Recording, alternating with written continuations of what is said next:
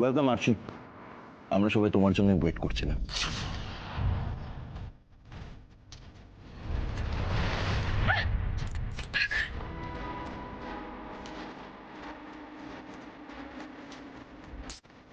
আরশি, কি করো বলো তো? তোমাকে ভাবলাম ভালোভাবে ওয়েলকাম করব, এমন করো না, মাথাটা জাস্ট গরম হয়ে যায়।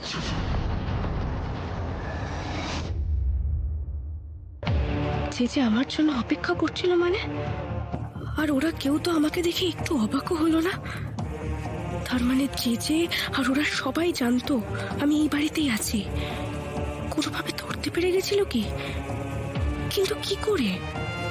আমি বুঝতে পারছি আরশি, তুমি একদম ঘেটে আছো। তুমি এটাই ভাবছো যে আমি কি করে বুঝলাম যে তুমি এই বাড়িতেই আছো, তাই তো? বেচারির মুখটা দেখো,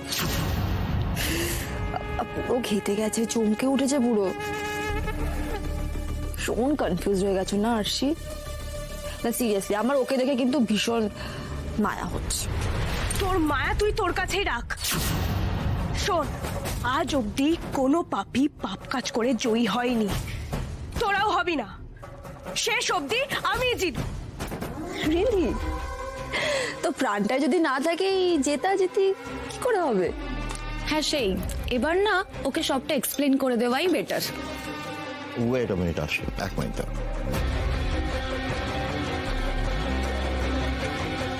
ওদিকে তাকাও, তুমি সবটা নিজেই বুঝে যাবে।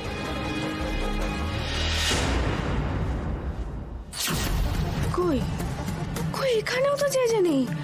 তাহলে যে কোথায় আছে? আমি ঠিকই ভেবেছিলাম, ভেবে সব ঘর খোলা রেখে একটা ঘর বন্ধ করে জেজেকে রাখবে না।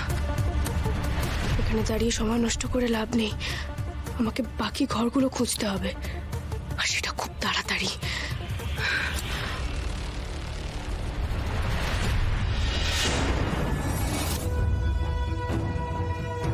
কি আরশি, একদম তাজ্জব হয়ে গেল না?